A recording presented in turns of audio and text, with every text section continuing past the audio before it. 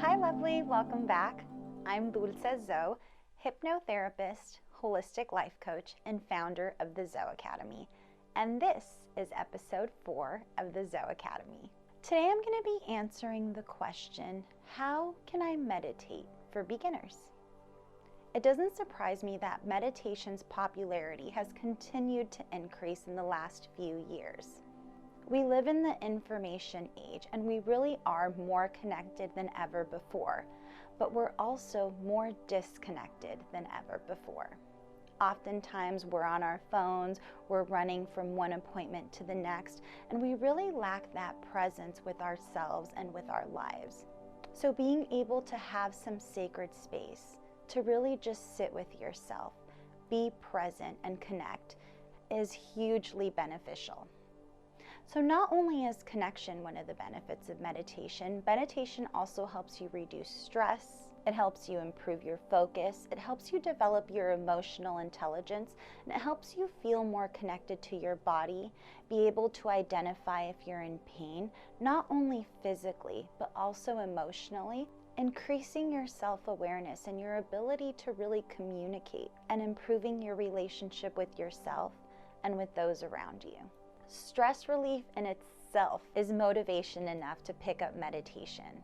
So many of us are overly worked, overly stressed, and we don't feel like we have the time to create the sacred space we need to really nurture our spirits, nurture our emotional health, and really nurture our mental health as well. Meditation, quieting the mind, and really becoming present with yourself is essential to not only mental health, but also emotional and spiritual health as well. So how do we meditate? First, we have to have a clear understanding of what your goal is with meditation. Your goal with meditation is not to become this enlightened guru up in a mountaintop. Your goal with meditation is really to become present with yourself, to become present in this moment right now and observe it without having to change it, without having to judge it, and just being able to honor the practice of being. We're so used to doing in this human life that you'd think we were human doings, but we're not. We're human beings. So making that time to really be present with yourself, to honor that you don't have to do anything to be of value, to honor that sacred space for yourself, where no matter what the day was like, you can root into this moment and find stillness and peace. So you're really developing your relationship with the present moment and really developing being here now. Guided meditation works great when you're a beginner meditator because it allows you to follow somebody else's guidance. It gives your conscious mind something to engage in, and since it's used to doing, it takes a behavior which it's already accustomed to doing, but it brings some stillness, some peace, and some progressive relaxation into the mix. I do know, however, that even guided meditation can seem overwhelming when you're a new beginner, so I really recommend starting with just presence. So the first thing you want to do is you want to make mindfulness a priority every single day. You don't have to carve out an hour a day, but really carving out 10 minutes to start with, to really become present with yourself is going to be essential. You want to know that you're not going to be good at it at first. At first, your mind is going to continue to go on and tell you all of the other things you should be doing and all of the other things you could be doing, and really not allowing you to be present. But show up anyway. Create that sacred time for yourself and make sure that you step into it, knowing that you're adopting a behavior and a pattern that's going to support you mentally, emotionally, and spiritually throughout the day and throughout your life. This is an investment worth your time because you're developing mindfulness. You're developing the ability to manage your mind.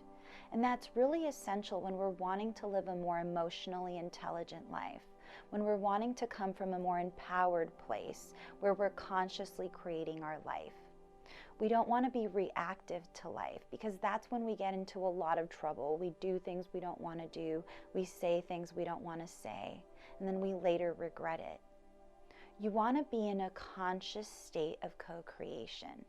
And creating this mindfulness practice for yourself, where you're really rooting into presence, will really help you anytime you're triggered, tap back into this space, which will become more and more familiar to you as you practice this more and more. So we're starting out by carving 10 minutes a day. And whether you decide to start this in the morning or in the evening, or if you're really brave and want to do it both, you want to add it to your calendar and make sure that you create time for it. Set yourself up for success by really creating that time for yourself to really have nothing else to do but sit here and be present. And you want to make sure that you're somewhere where you won't be interrupted for these next 10 minutes. If you have young children, early in the morning is a great time to do this, or late at night after everyone's in bed. So you want to sit comfortably and close your eyes. And just focus on your breathing.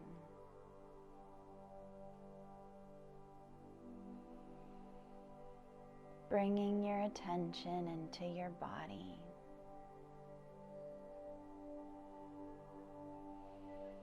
Really noticing any pain or discomfort and just breathing into it. And it'll be natural for thoughts to come up, but you want to just redirect your focus back on your breath, back on your body, and back on the present moment. You want to make sure that you're not judging your thoughts when they come up, or becoming emotionally charged by them. You want to just observe them, kind of like you would observe a cloud in the sky, just drifting by, not really placing much importance on it, and really redirecting on the present moment and what you're doing. So you'll want to breathe deeply, even though your focus might not be where you want it to be. Know that just the extra dose of oxygen is really supporting your body and being in a more peaceful and present state. It's a good idea to set a timer at the beginning of this process so you can really root deeper into breathing deeply and being present. And once that timer goes off, you can take in one nice, last, deep, healing breath. And then express gratitude for yourself, for showing up, for being here for you, and for setting yourself up for success for the future. A lot of times we're so focused on where we're not that we forget to honor where we are.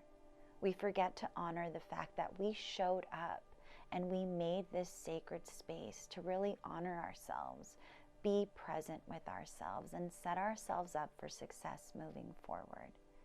So don't forget the gratitude practice at the end.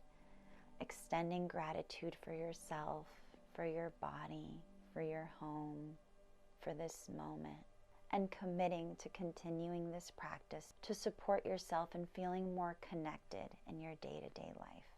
Many of my clients tell me how life-changing this practice is. Just alone creating this sacred space for you and all of the awareness that comes up around it. So my challenge to you this week is to spend the next 30 days making mindfulness a daily practice.